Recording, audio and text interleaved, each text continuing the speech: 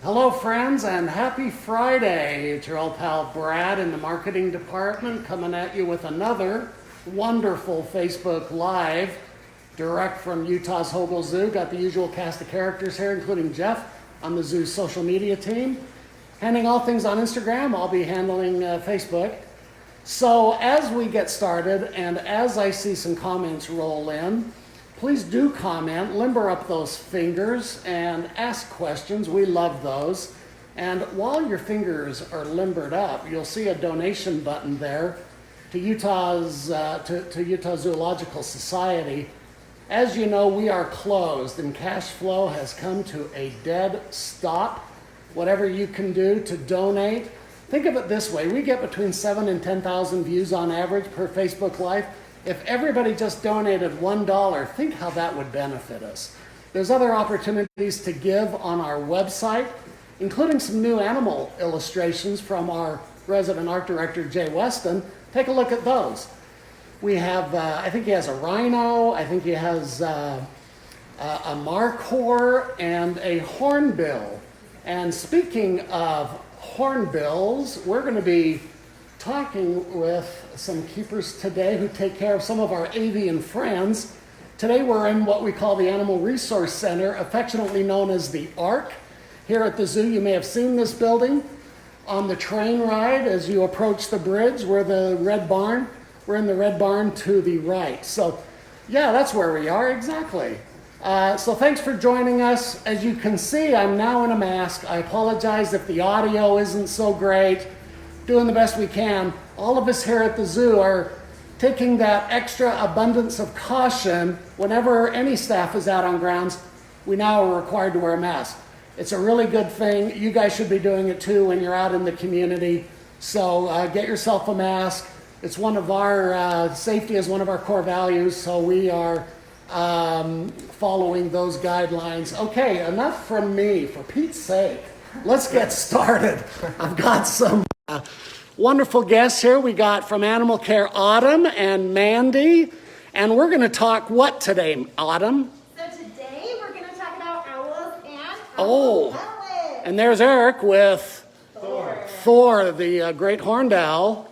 Yes. Yeah, so we've got our owl friends with us. We have Thor, the great horned owl that we just introduced. And then we also have Apollo, who is our western screech owl. So we are going to be talking a little bit about owls, and then of course, what comes out of them. Yes, what comes out of the owls? We are not talking about poop today, but instead owl pellets. So I actually have some here. So we have this big guy. That is from Thor, the great horned owl.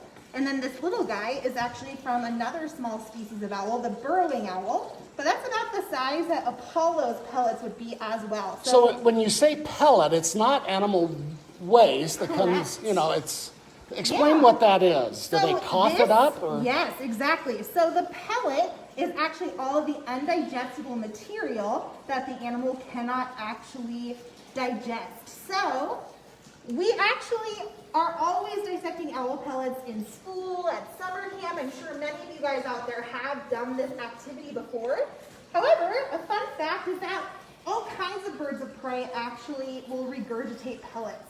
It's very important to all of their health. So hawks will do it, but even the shrike, which is a songbird that eats meat, will do it, as well as shorebirds. Anything that really eats meat that has that undigestible material in it. However, all of those animals have a little bit higher stomach acid content than an owl does.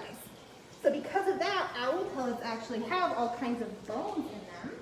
And that's why we often will dissect owl pellets rather than a hawk pellet, which are usually just the hairs that they cannot digest either. So I'm going to talk a little bit about the biology of how this happens. So when owls catch their prey, they will actually swallow it whole most of the time. Whereas if you've seen a hawk eat their prey, they'll actually rip it up into small pieces and then they'll eat it. And then that will all get digested down in the stomach. But for an owl, they swallow that prey item whole, and then this stuff that can't get digested actually forms into this pellet shape inside of that organ. And then, usually a couple of hours after they eat that prey item, they are going to regurgitate this up the esophagus and cough it out. In fact, they cannot eat another prey item until they have regurgitated this pellet. Oh, interesting. Yeah, so this is really important to their health because it also cleans out their esophagus. It scrapes up the sides and it gets rid of any bacteria that's in there. So it actually is very important for their digestive health. So then, once they have regurgitated it, that's when we come in and we can dissect it and get all these cool things. So actually yesterday, I pre-dissected one for you guys, and then we're also going to do this now. So Okay. looking at these bones, I want you guys at home to kind of take a look at them and really think about what they look like to you and see what you think that this owl might have eaten. This is from a pellet from Thor, our great horned owl, yesterday. So you're looking at it, we've got a whole bunch of leg bones, we've got some shoulder bones, scapulas, and we actually have a bottom mandible right here, as well as some teeth. So those are all some clues if anyone has any ideas. Oh, yeah. What are these from, gang? Anybody have any ideas? This is obviously more than one. Yeah, Yeah, definitely right. Not a whole a animal. 19-legged creature, which would be a little bit scary. Think of what an owl's main diet is. Oh, we got I a would mouse. guess. There, Oh, a mouse? exactly. Question mark. It is a mouse. So rodents predominantly Thank make you, up Kirsten. a lot of different Tabitha. owl diets, and that's what we end up feeding our animals here. In fact, I kind of got out a diet today. This is what we're going to feed our screech owl later. Oh, there you go. He is going to eat this whole thing whole, so you can see it's like a quarter the size of Apollo, so they are very, very impressive animals. So we do predominantly feed rodents here. So what we see in our owl pellets are going to be a lot of different mice and rats. However, in their native habitat, they do eat a very varied diet. So Apollo, in his native habitat, would probably eat things like even large insects, maybe some lizards and some amphibians, but a lot of mice. And then for the great horned owl, they actually eat skunks a lot of the time. They love skunks. Yeah. They don't really have a great sense of smell, so. Those do look like game pieces from the game operation, Sebastian. Nice. True, and I was just careful getting them out. Yes, without getting zapped, right? So we can actually start kind of going through these ones if we want to see what we got going on here. So these are actually 2 pellets from Thor to show you that they can vary in size and color. So one of the reasons they might vary in both of those aspects is because of fur color. So this was probably a white rodent, that was probably a darker rodent, obviously. And then also he might have just eaten more this day than another day. So let's go ahead and do the big one first. Okay, and yes, Bean, you just might see an owl eat something a little bit later. Everybody stay tuned. Someone said they hate mice. Well, good, because owls eat them. Yes, they're actually amazing pest control. So I always highly recommend going online and finding nest box plans for owls, like western screech owls that like to live inside the cavities of trees. Those nest boxes will actually draw them to your property, and then they'll be like natural pest control. So what is the consistency of that? What does it feel like? So it definitely feels wet Oh. because they do have a slimy coating on them to help come up the esophagus. These ones were also in the freezer to kind of help preserve them. They looked pretty fluffy, so I was They curious. are fluffy, so they are entirely made of hair. So this is all that mouse This hair. is the mouse hair. Yeah, and so if I were being really clean about it, I would have tweezers and I see. all that, but I'm Em- just going for it today. Yeah, so Emmy, age 12, is asking, does it feel weird? It does feel weird, Emmy. It definitely does. It does look weird to It me. does not feel like a fluffy bunny at all. It's now pretty coarse. It's gone through that digestive system. It's not like petting a rabbit, no. God, no. Not fun like that. So this guy actually doesn't have a ton of stuff in it. It looks like we did get a little potential leg bone here. Maybe some sort of leg bone over here as well. We also have this chart that we have that does show some of the common bones Oh seen yeah, look at inside that. of pellets. Zoom in on that a little bit here. We actually do have an owl pellet dissection class here at the Hogle Zoo that our education team teaches. So we did borrow some of these cool props from them, including my awesome apron that has a mouse in it. Very helpful. In So- case you forget, you just look at your apron. I right? just looked down. Yeah, so we've got like some cool bones in here. These ones are a lot wider and nicer because I did bleach them overnight. So this is actually what they'll look like when they're fresh out of the pellets. It's just amazing. Now I'm only asking this because it's been asked a few times. Someone's asking if you can get pellets from the zoo or what we do with them. So we do save them for those classes that I talked about, as well as educational situations like this. We do not sell them at this time, but there are other online places that do sell them. Oh, look at this. This is the top half of a skull. Oh. So this is the top, like the nose part, and then we've got the two eye sockets. Wow. That's the underside. Well, how about that?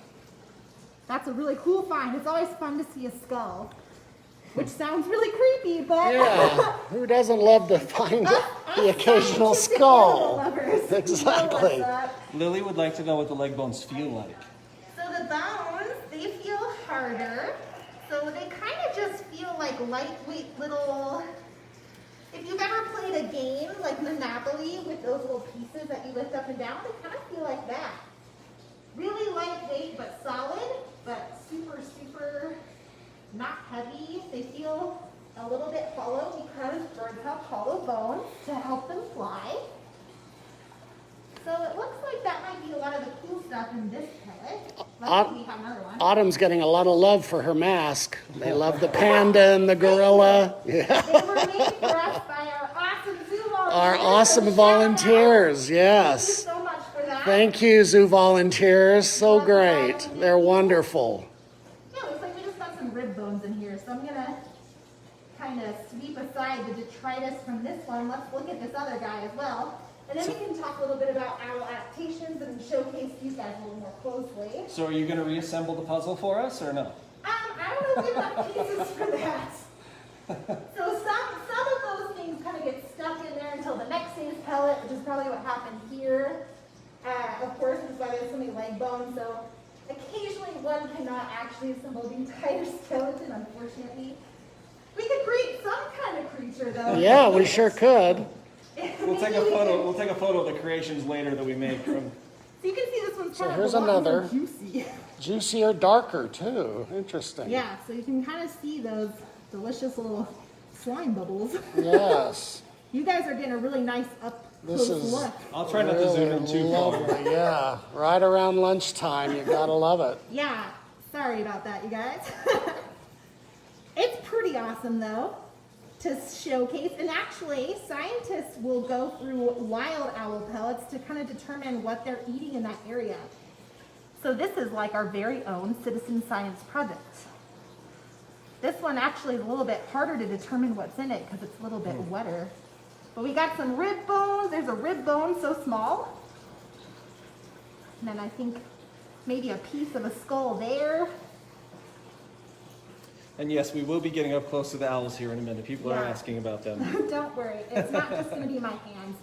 Here is another skull. You can actually see the entire orbital socket where that eye would be. Wow. So I think that's Oh, fantastic. that's a great looking skull. Yeah, this You is guys really see that? We might go ahead and see if we can clean this guy and keep him. But yeah, that's a pretty awesome find. Wow. Sometimes scientists will find even things like bat skeletons in owl pellets, so it showcases their wide variety of a diet they eat Oh yeah. in their native habitat. Well, it looks like we got more of the same in this guy, so let's go ahead and check out the owls and kind of talk about their adaptations for catching their prey items. So owls are amazing hunters.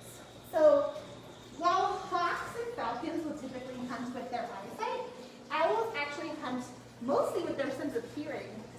So many owls have what is called asymmetrical hearing. So that means that one of their ears is up high on the side of their skull, and the other one is down low on the other side. So as you guys are looking at these owls, you might notice that they have a circular shape on their face. So you'll see it right there. Thor doesn't love that. But those Right. holes are actually right on the sides of their facial plates. The tufts here are not their They're ears, correct, not their right? ears. So And those that are some just of you have feathers. asked that.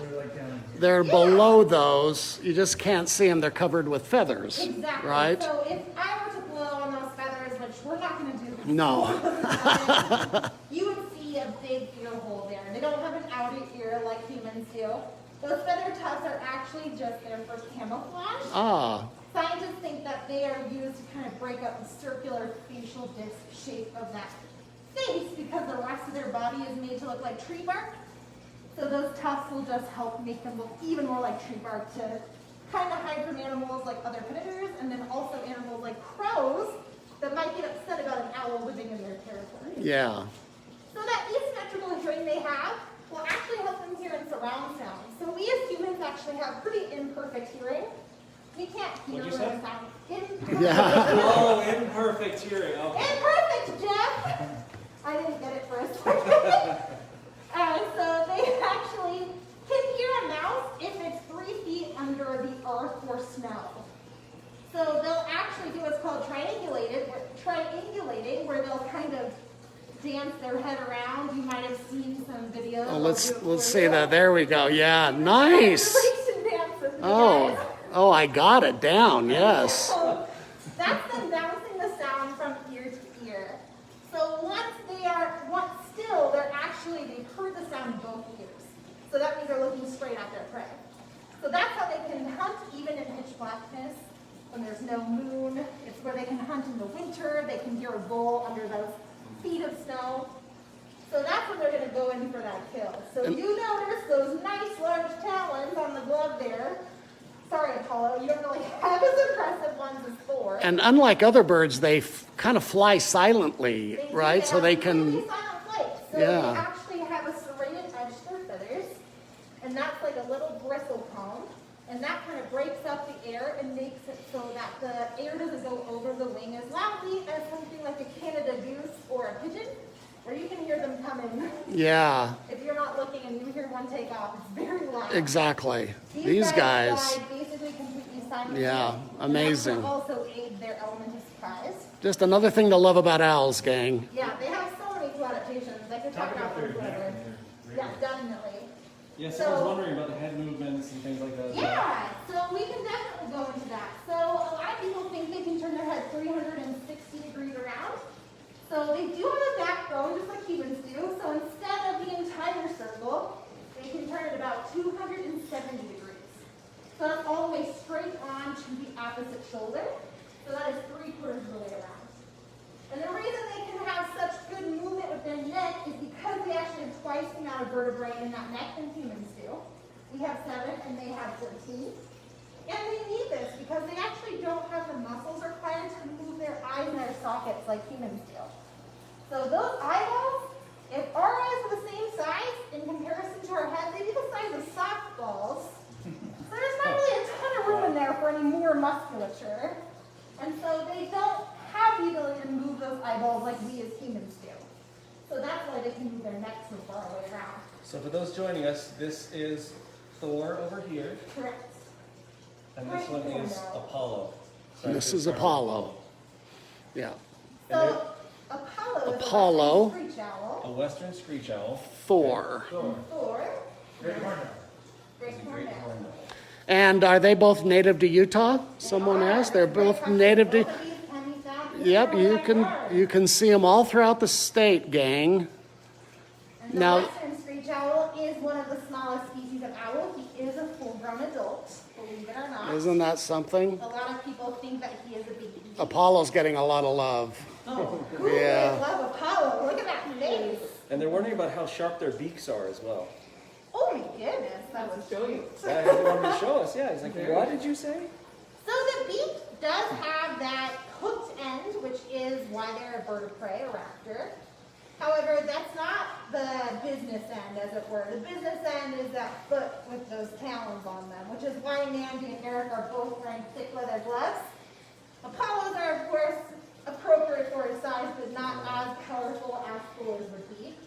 So that's the powerful feet and the talons of how they catch their prey. So while the beak is sharp and it wouldn't feel good if he bit you, he is instead going to utilize those feet and those little knives on his toes to actually aid them in catching their prey. So that's their weapon. Is the Yeah, feet, right? exactly. the business end of the owl. What kind of questions do you have on Facebook there, Brent? Any rolling in? No. Well, I can keep talking. So these guys have the gray coloration, which aids them in hiding against trees. Once they've closed their eyes, it's actually really hard for anyone to see where they're at, which is very good because this western screech owl can actually be preyed on by bigger owls like the great horned owl. So in their native habitat, these guys would not be good friends, which is why they are so far apart in this room, because we don't want Apollo to get nervous with Thor here. They are, of course, under great supervision with their handlers here, so we're not worried about it. And but Apollo actually has tiny little ear tufts similar to Thor. He just has them down right now, so they're both tufted owls. So are screech owls the smallest owl? What's the smallest? They're not the smallest owl. The smallest owl is actually the elf owl. Elf owl. Owl. And how many talons do they have on their feet? Can we get They some? have 4. So when they're perched like this, they have 2 in front and 2 in back. That's called a zygodactyl foot alignment. But when they go to catch their prey, they actually put 3 toes in front and 1 toe in back. Now, someone asked if they want to build an owl box for their backyard. Where would be a good place to put that? So I believe we actually have a website that we are partnered with called Wild Aware Utah. And I do think they have owl nest box plans on that website. So you can find nest box for western screech owls, as well as possibly even American kestrels, which is another small raptor species. Yeah. They actually have one back here. Yeah, that was one of the questions. Is Mr. what is that Rich? fluttering around behind you? Yeah, we got a male American kestrel in here. He's having a good time while we're doing this Facebook Live. Yeah, go to Wild Aware Utah, folks, and you can just Google that, and there's a lot more information about owl boxes and what you can do to take care of our owl friends in the wild. These guys are found, these are not on public display here at the zoo. They're part of our ambassador animal program. Why don't you talk about that? We are working on getting them on display. We're actually working on a new building that will hopefully showcase all of our ambassador species. At this time, this is behind the scenes. You guys are seeing an area that many people don't get to go see. That's very right. exciting. However, we are working on creating a new building that we're hoping will be ready by the end of the year so that we can showcase all these different species and everyone can come in and see this collection that was previously never really on display. That's exactly right. Next up is building a new animal resource center that guests will actually get a chance to come in and visit our animals when they're not visiting schools or otherwise being used as ambassadors. Correct. Because they're always ambassadors. Yes, ambassadors, I think, are very important because they do visit all kinds of second grade classrooms across Utah in order to educate them. Mandy actually does that. Now, are we going to feed Thor, or how's that going So to... I don't think these guys are going to eat. They're not gonna eat. I just showed you guys the map. Okay. Give you a look at Sorry, what gang. feeds them here. That's what they feed them. Yeah, so birds of prey don't eat, Yeah. unless they're comfortable. And Especially being handheld like they are. Yeah. So, fantastic. Well, thanks, Autumn, so very much. Absolutely. Thank you guys. Thank you, Mandy. Thank you, Eric. Thank you, Thor. Thank you, Apollo. Appreciate your time today. Sorry, yep, someone else wanted attention. Well, I don't know about all of you guys, but I sure learned a lot about owls today, about pellets and I've never seen a pellet being dissected. So that was fun for me. I hope it was fun for all of you. Again, take care of yourselves. Be safe out there. Practice social distancing. And we're here every day doing these field trips throughout the zoo. So please join us at 11:30. Tell your friends and family. Please support us. Whatever you can do would be much appreciated. So until I see you guys tomorrow, remember to always be a champion for wildlife and take care. Bye-bye now.